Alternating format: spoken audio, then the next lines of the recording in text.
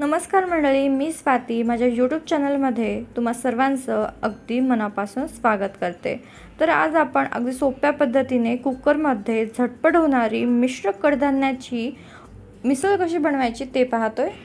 अगदी हेल्दी आणि पौष्टिक रेसिपी आहे। चला तर मग वेळ न घालवता रेसिपीला सुरुवात करूया।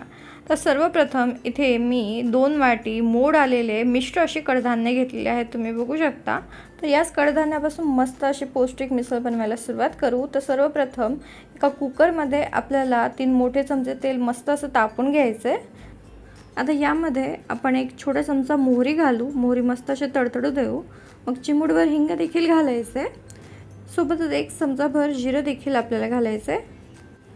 एक 10 ते 12 कढीपत्त्याची पाने देखील मी घातलेली आहेत, ती देखील मस्त अशी तडतडू देऊया। 2 हिरव्या मिरच्या मी कट करून घातलेल्या आहेत। आता एक मध्यम आकाराचा कांदा आपल्याला रफली असा चिरून घालायचा आहे। हा कांदा मस्त असा तेलामध्ये परतून घेऊया। कांदा हलकासा गोल्डन ब्राउन होजेपर्यंत आपण परतून घ्यायचा। कांदा हलकासा गोल्डन ब्राउन झाला की यामध्ये 2 चमचे इथे मी भाजलेल्या खोबऱ्याचं कूट घालतीये। तुम्ही सुकं खोबरं किसून घातलं तरी चालतं। आता हे देखील तेलामध्ये मस्त असं परतून घेऊ। खोबऱ्याला मस्त असं तेल सुटायला सुरुवात झालेली आहे। तर आता 1 चमचा आलं लसणाची पेस्ट घालायची आणि ती देखील मस्त अशी परतून घ्यायची। आलं लसूण परतून झालेलं आहे, तुम्ही बघू शकता। आता इथे एक मध्यम आकाराचा टोमॅटो आपल्याला कट करून घालायचा आहे। एक वेळ सर्व जिन्नस आपण मिक्स करून घेऊया आणि काही मसाले आपण यामध्ये घालूया। तर मसाल्यामध्ये 1 चमचाभर लाल मिरची पावडर, चमचाभर धनेपूड, चवीप्रमाणे मीठ, गरम मसाला 1 चमचाभर आणि 1 पाव चमचा मी हळद घातलेली आहे। हे सर्व जिन्नस आपल्याला व्यवस्थित असे मिक्स करून घ्यायचे आहेत।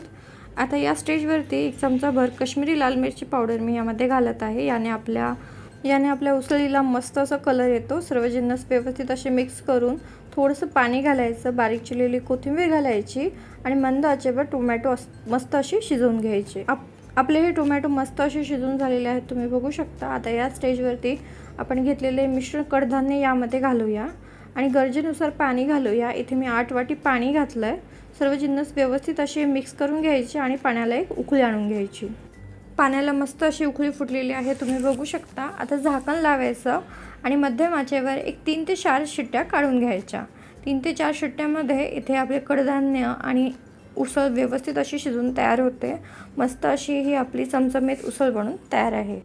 ही उसळ किंवा मिसळ तुम्ही पोळी भाकरी सोबत देखील खाऊ शकता आणि सोबतच तुम्ही यावर कांदा, दही, लिंबू, फरसाण वगैरे घालून मस्त याची मिसळ देखील बनवू शकता।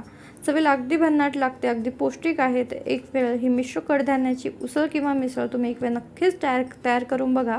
कशी झाली कमेंट बॉक्सद्वारे आम्हाला कळवा। आजची ही रेसिपी आवडली असेल तर व्हिडिओला लाईक करा, तुमच्या फ्रेंड्स आणि फॅमिलीसोबत जरूर शेअर करा। चॅनलवर नवीन असाल तर चॅनलला सबस्क्राईब करा। लवकरच भेटूया अशाच एका नवीन रेसिपीसोबत। तोपर्यंतसाठी धन्यवाद।